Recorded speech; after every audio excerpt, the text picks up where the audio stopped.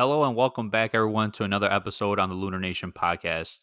This is your host, Franz, and I'm joined today by my fellow co hosts, Sagun and Arrow. Today, we'll be discussing a topic that's been affecting everyone, and it's been an ongoing issue for the last decade, and has been slowly creeping up on us, and will be continuing to get even worse in the future if we don't take action now.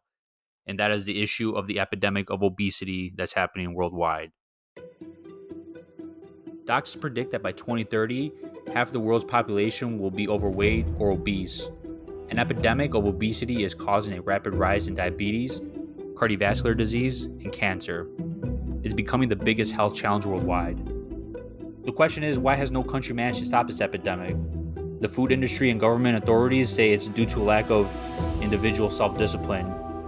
But is that true, or is it the result of a collective failure overall?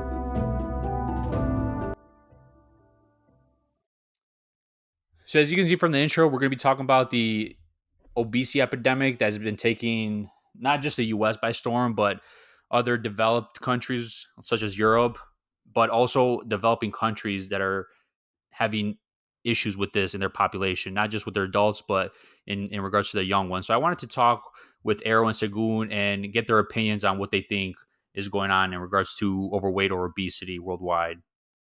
For me, I think that it's continuing to increase because 1 in 3 people in the world are obese. So that already tells you a story in itself. You see all these fast food corporations growing at a massive rate, like McDonald's, like Wendy's. Advertising all their stuff like their burgers, their cheeseburgers, and all that, right? And people just wanting to consume them because it's the fastest way to consume the product itself, and they don't realize the toxic effects that it has when you consume it over a long period of time. So it just keeps adding up and adding up. So I feel like it's just going to keep going up like exponentially as long as we have these kind of corporations that are kind of brainwashing us, in my opinion. Okay, so that's true, Sagun. The so you gotta look at most of our food that we consume, right? If you look at what we consume from like the 1970s and compare that to now, we're definitely eating a lot more unhealthier foods and a lot more chemically and artificially made ingredients, such as like natural foods, corn syrup, or anything that I don't know of that we see on labels on, especially on frozen aisle. Those are foods that we should definitely avoid. But then the bigger question is, how did this come to be? And I know, Franz, you have some information on like how we overall, like how our food kind of got corrupted, and more importantly, like why we as individuals should be careful of what we consume, and more importantly, what we should do. Yeah, so it started back in the 1970s. The U.S. government and the multinational food companies. So there's a handful of food companies. I think it's like 8 or 10 that basically control a big portion of the market. So the U.S. was facing a lot of cardiovascular disease back then due to everyone eating a lot of fatty foods. So they try to organize everything and make eating less fatty foods. I don't know if you guys remember back in school, they remember that pyramid chart with like all the breads on the bottom, then you had the fruits and vegetables, and then you go all the way at the top. There's sugar and dessert, very little. So saying like you got to consume more of like the breads and grains and wheats and the fruits and vegetables, and a little bit less of the dairies, fats and sugars. So that was like their objective. So it seems like they were on the right track. However, what led to this was the food that was pretty much like organic. These big companies took control of it and started making processed foods, GMO. There was a lot of cornstarch or high fructose corn syrup, a lot of sugar put into the foods, and what ended up causing was a lot of people becoming indulging in these foods and becoming obese. Now, it wasn't a span of a couple of years. It started to you know increase within the decades to come, and here we are now in 2022 with, I believe it is about 30% of the world's population being somewhat overweight and obese. And again, it's because a lot of these multinational companies have put a lot of GMO and unnatural sweeteners or artificial flavors in the products, which make the food taste good, but it might taste good, but it's not good for our bodies. Now, I wanted to get a little bit behind the science of this. So, our body naturally produces insulin when we're eating food. Now, this insulin, what it does is helps spread all the nutrients to the cells in our body for our body to properly function and get the right amount of nutrients and whatnot, so we have a proper amount of energy. However, the science behind it, due to these processed foods and high sugar, fructose corn syrup and whatnot, is leading to an increase in the insulin levels in the human body.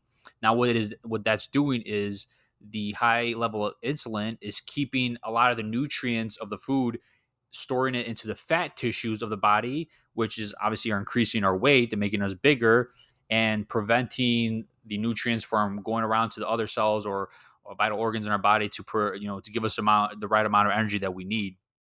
Now, the issue with that is what it's doing is, because we're not getting the right amount of nutrients throughout our body starts to get hungry, and we're craving more.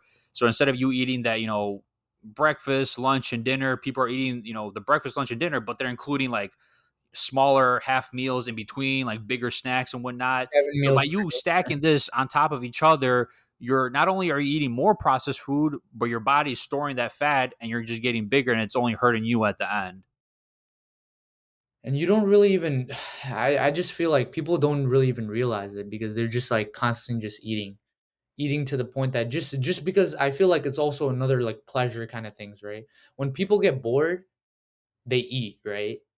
So it's like I just feel like when people are like, in the weekends and stuff, they're just eating, and then after that they're like, a few hours later they're like, oh, I'm eating again. Like what Franz bought with the insulin, it's a really good point because it just because of the lack of what you have, right? It just makes you more and more hungry. So over time, people are just gonna continue to eat, and like I mentioned before about the advertisement, right?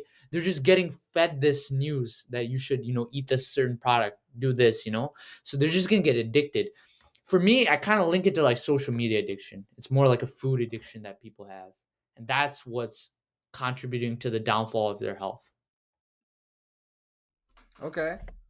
So, you know what's crazy?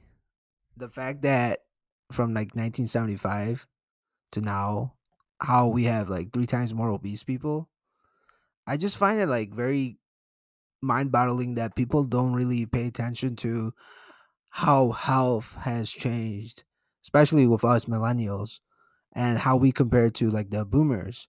So someone should ask a question, and that question could be like, why are we the generation to be the experiment, and you're the generation to have all the good food? You know what I mean? No, yeah, exactly.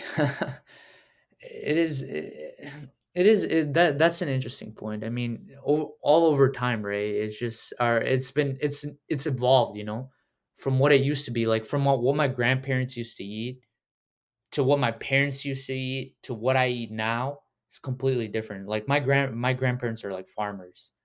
So they eat naturally organic food, right? So it's come to a point where my parents, they kind of it's in semi between, the organic and the GMO foods, and then here's me eating all the GMO foods, right? So there's this kind of progression. I see this going exponentially over time. So yeah. Right. What I want to actually point out is that if you look at history, anywhere from before 1900s, I mean, a lot of people were farmers before the industrial revolution came in and whatnot. So a lot of people were working hard, they're working out in the sun, or they're doing other manual labor and whatnot. So you're getting that daily exercise, and also the food was also organic. It was very nutritionist and it was nutrient rich. I'm sorry, but also just to point out that if you look at it, it's weird because back then, if you were like really skinny, you were considered lower class.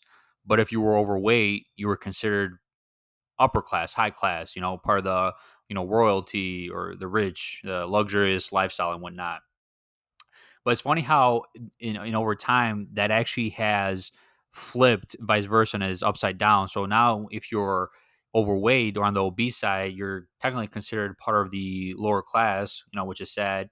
And then if you're in shape, you got a good body, you work out and take care of yourself, you're considered part of the upper class. I guess the stigma goes to like, the people that are overweight or not taking care of their bodies and don't really care. Whereas in the people that are, in the upper class have, all this money, this great lifestyle, they're able to have all this time to take care of their bodies, work out and whatnot, be lean. So it's just crazy how things have transitioned. But I think that we don't want to put the blame on people because sometimes, don't get me wrong, there are factors that come into play like stress, depression. I mean, there are genetics for sure. If you have low metabolism rate, I'm not no scientist, but I'm just saying that there are different factors that come into play why people start getting all these start gaining weight or becoming obese. But we do have to also look at the fact that there's also an economic part that plays into it, and how I mentioned with the U.S. government and these companies, the food companies, starting to change the food diagram back in the 1970s to change what the people's diets and whatnot, and add all these different preservatives and artificial sweeteners and whatnot. We're seeing that the people that are getting overweight or obese have been targeted by the multinational companies as being in the lower or middle class, because what we're looking at is if you go into the food market like Walmart, Myers, or Kroger, the price difference between that and like a Whole Foods is astronomical. We're talking about two, three, four times difference because Whole Foods is selling, or an organic market is selling organic food that, costs more money. They're not using pesticides. It's more nutrient rich and whatnot. Whereas in, you go to a Walmart, you start shopping there, if you look at the labels on the boxes, I guarantee you don't even know, let alone half, you don't know 90% of what the words are saying on there. So you're just putting all these different toxins in your body, but they're targeting people that are in the lower and middle class because the food is cheaper, while the people in the upper class are able to afford these meals or products that are organic and a lot healthier for you. So I don't want to put blame on people because there are different factors that come into play. So it's not everyone's fault, because it looks like people were not educated, and a lot of these companies, it seemed like they deceived a lot of the people during the 1970s and 80s, and by that time you start getting addicted to it, because at the end of the day there's a lot of sugar in these products, and when even you're a little kid and you're eating candy and whatnot, you're addicted to sugar. I mean, Oh you're a yes. little kid. You go trick or treating Halloween. You eat the candy. You want more of You it, want but as more that's just much like a small example. you want as much as possible. Yeah, Franz is right. It's like when Creates you're that sugar creates that addiction, and I because mean, I was it's been fed to us all this time, people yeah. are getting addicted to it. And what's sad is that it's kind of passed down to their kids, because the kid is seeing what their parents are eating, and it's following the same routine, Oh and yeah. it creates that domino effect later on as well. Yeah, I'll be honest, like my parents encouraged me to eat candy when I was young. Like every time there was like candy, I mean, they would just buy from the store. I wouldn't even have to ask them. They would buy themselves. They'll put it in the counter. They'll be like, Sagun, if you want to eat the candy, you can. Of course, me being a kid, of course, I want that sweet. I want that, I want that nice taste. I want to feel good. So guess what? I eat all the candy. So it is like what Franz said. It has been passed down generations to generations. So it's being more of like a cultural thing, right? It's nothing like it's something that if we really want to change ourselves, we will change. Otherwise, we won't change. You know what's funny is we go to school and we're taught history, biology, and so and so, but we're never really taught about the most important thing that is our body, human anatomy. I feel like if we were to understand human anatomy and how its functions and what are like some warnings that we should not consume, we will be able Oh, to tell apart what is poison to eat and what is not. And more importantly, like I just feel that the fact that we have to say food is organic or non-organic is kind of crazy for me because like how Sagun stated that your grandparents ate organic food and we're not eating organic. You got to realize back then there was no like these different types of pesticides that were sprayed upon these vegetables to grow. So they were just all naturally grown on the soil. And you know what's interesting? Actually, come to think of it, I just realized a while back I spoke to a nutritionist and she mentioned that the food we eat now, the soil so the soil basically the food these vegetables and all of these fruits that we eat, it gets its nutrition from the soil. But what happened is the soil has been depleted. So an apple now, comparing it to like for example an apple in like 1930s, is not as nutritionally dense.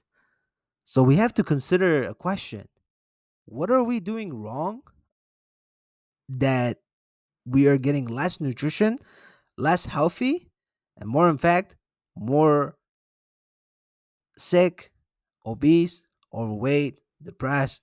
Everything is correlated, and I just want to know like what you guys' intake on just in general like nutrition and how we overall what's our future growth like what's our future, where are we gonna be? Well, I think you made a good point, and even the soil has been even some genetically modified and pesticides and fertilizer added to it. So I think that how I mentioned how there's like a handful of multinational companies that control the food market. These companies have other branches of industries, food sources, manufacturing companies that pretty much control the stocks and shelves of the shelves of the stores. Now it all comes down to this. It comes down to people being educated, and they have to make that.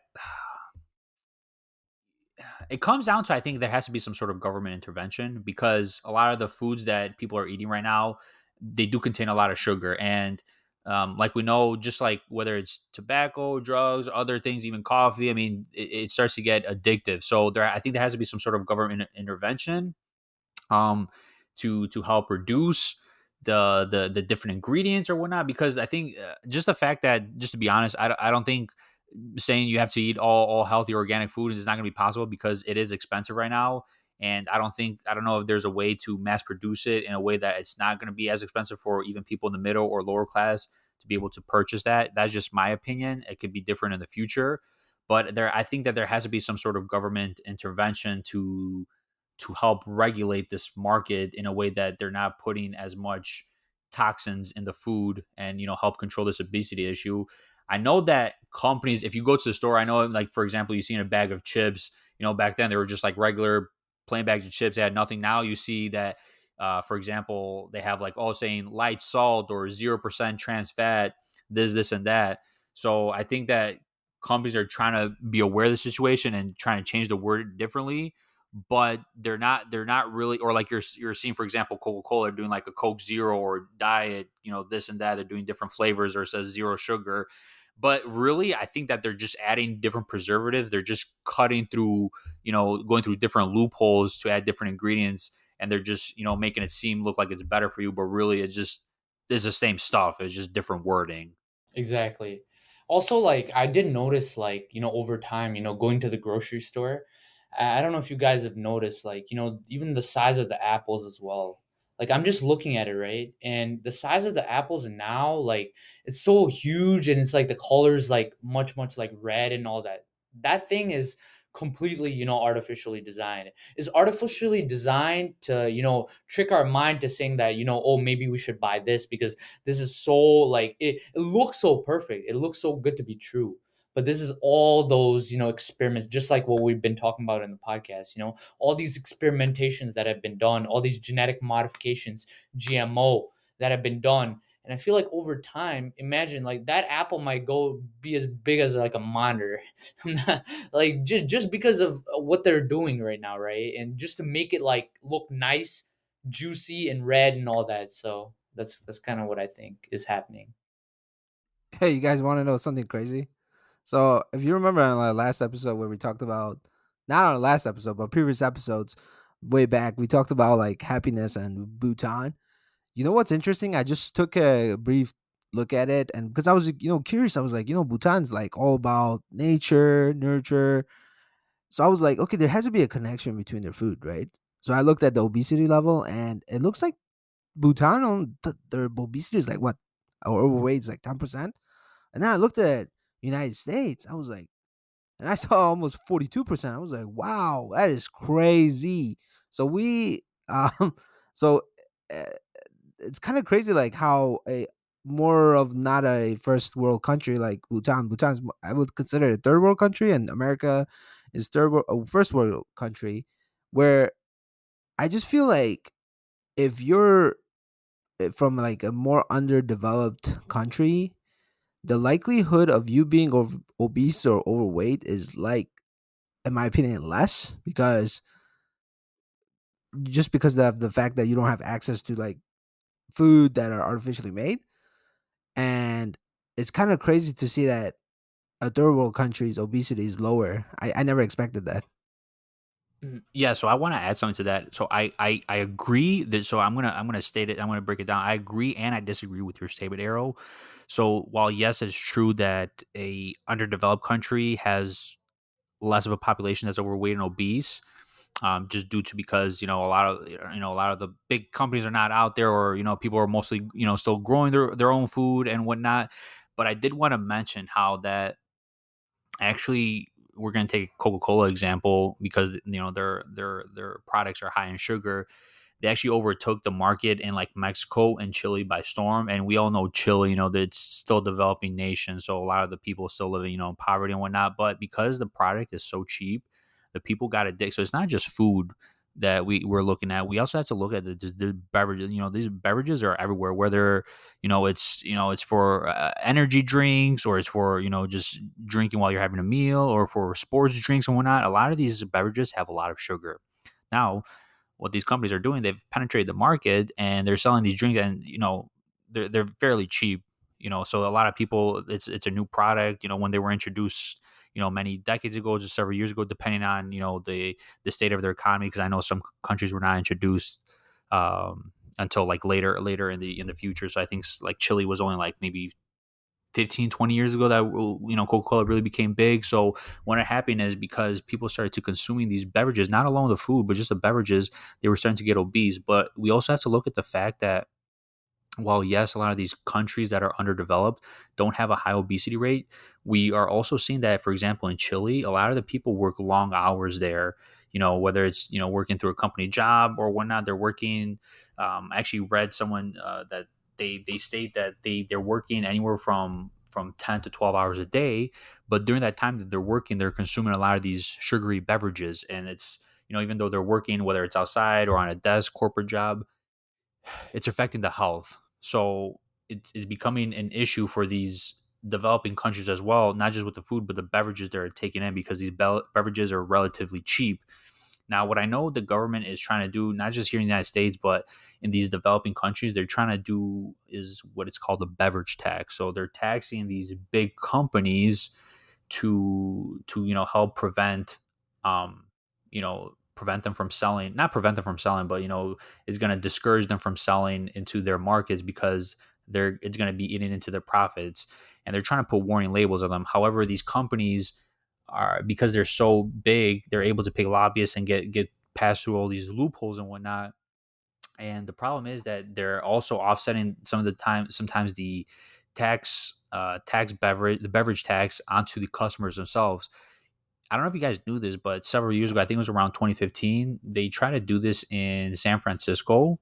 The state, their local government tried to Yeah. do that, and they were actually shut down by the lobbyists. So it didn't even work out. And even they were even trying to get a warning label put on the cans, and they were actually prevented from doing that as well. So if you guys actually look at cigarettes, if you look at a cigarette, it says may cause this, and that. Back then they had to go through the Supreme Court, and they were overruled and have to put a warning label on the cigarettes. However, it's different for the beverage companies that are supplying everyone with these high intakes of sugars in their beverages. So it seems like the government intervention didn't really work too well. But I'm not sure if you guys have any other opinions on what it would be to help reduce this sugar intake consumption. I would just say just the power of education, Education is like a good form of communication. Maybe like to the younger kids, right? Set like an example. Maybe, have them listen to this podcast. So or like, any form of like slides or like videos to show them like this is what's going to happen in the future if you keep consuming these. You see all these like multi-million dollar ads that, Coca-Cola and all these companies do, right? As part of like sporting events that shows like encourages kids to buy, right?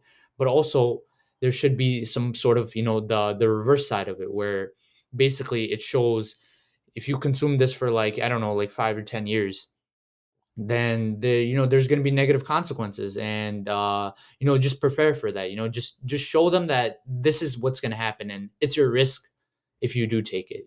So Right, right. Yeah, I completely agree with you because I think the only thing that can like really truly stop this would be the power of like educating everyone. Because, like I said, as far as government intervention, nothing has really. I mean, it's not that they've done much from what I know, and trying to do that tax beverage really wasn't helping out because it was like I said, it was going to offset the issue, the cost to the customers themselves, and maybe the label might help a little bit, but I think the I mean, re-education who's of going to read people. it, right? Who's going to read it? Are you Yeah, going no to one read really. it? I Is mean, Arrow going to read it? No one's going to read it, to be honest. no one really reads like that, but I mean, it could have helped. I don't know, but if Arrow had any other suggestions of what he thought, or if like I said, I don't really know too much ideas besides re-educating the population of of these of what they're consuming. That could might be a slow and big help. Maybe probably introduce like a requirement of health courses in schools. I know we do like health classes and whatnot, but probably implement like some sort of like actually educational program to help these kids and start with the next generation.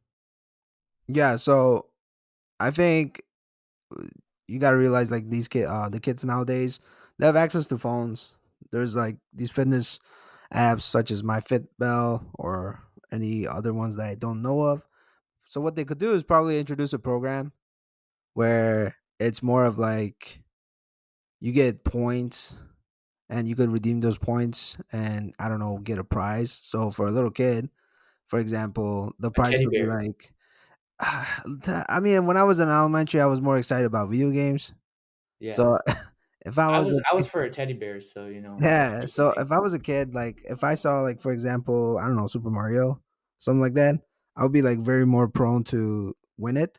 So if they introduce like app where it's more of like for kids, where it's gonna be like a little bit sponsored by the district or the government state, where what it does is these kids could register for the app, and every year the maximum amount of points that they could redeem could be like 150, and there's no way of cheating around it because at the end of the day, I mean, you could cheat, but I I mean, there mean, are ways people of will find cheating. ways. People will find ways. They'll find ways, but to make it more creative, they could create like a school competition where people are like, trying to compete, and then whoever I guess loses or gains the most amount of points or loses the most does the most activity in the school, he or she becomes like a team leader or team captain where everybody else is like, wow, I want to be like you know what I mean? And then when So they're like they're all it's like a competing, role so it's like a model. competition, kind of like a competition kind of feel. But more interestingly, uh, actually never mind, I'm not gonna say anything else. Franz, you have something to say? Yeah, I mean, I like where you're going with the program of that, but the thing is, I don't think that you're going to be able to track people if they're actually going to be following. And I mean, the thing is, what are you tracking? Like, are you tracking what they're eating or whatnot? Because at the end of the day, they could be lying. No, no, no, no. So I work for a major corporation, and at the corporation level, what they did is they introduced to us an app where basically at the end of the year, the maximum amount of points you could get is 250, which translates to $250, and then you could go to the like, store and buy. Right, but what were they tracking? So what they were tracking is your steps. The 10,000 steps, um, Right. So your the thing is food, like your this, like your yeah, I mean sleep. they could track people's steps and whatnot, but we have to stop what people are eating, and that's Well, the yeah, that's hardest that's part. that's true. That's true. That's true. The eating part is definitely like a big portion of it, and I mean I guess I don't I really think I know. think in my opinion, it would have to be just because I mean they could I think the government maybe could run ads in regards to like I said how cigarette companies have these warning labels. I think that they could run ads whether it be through social media or TV to give like a warning to these types of foods, but I think Oh yeah. what would be more important would be running like a state sponsored program in regards to health, nutrition, and exercise throughout, grade school or high school. And it should be a requirement for everyone to take these courses. It could be like half a semester, one semester to teach them, what's actually in the food, what's good. What I know, some schools kind of teach that, but some schools Yeah. really don't. It's kind of very broad and generic. They're just doing like a gym class just It to like depends on the funding, right? Like, exactly, yeah. Like so my school, yeah, sorry to cut you up, but like my school for me, we had that. We were fortunate enough to have the funding. So like in fifth, sixth grade, I already learned all this. yeah, like I mean, I went to a private high school, and I mean they had I mean they had money. They were very well off because they were definitely building new stuff and whatnot. But I did take a health class, but it was mostly on like, oh, you should do this to exercise this, but they weren't really teaching on like what's inside the food and what it's actually doing to us. So I think, like I said, if it has to be something that the government can create because the government is aware of the situation. So if they can create something that they can teach in classes in regards to like what not to eat, what to eat, or even the warnings of what the food that they're eating is doing to them to kind of like process through the kids' brains and then also implement it with like a workout exercise. I think that would be the best way because I think what people are looking right now is they're saying like, oh, if I eat 1,000 calories and I can just run and burn 1,000 calories, I'll be good. Well, actually, it doesn't work that way because I don't know. Again, I'm not no nutritionist or whatnot, but how it works is like if you were to eat, like, for example, a burger, you'd have to run for an hour just to burn the calories off of that burger. And that's not including whatever you ate for the rest of the day or even a pizza.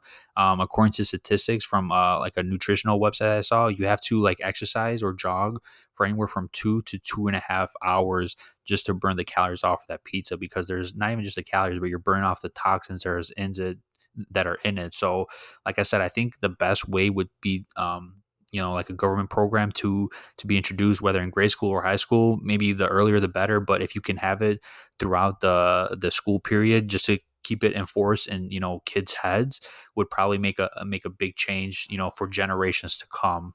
But that's my opinion.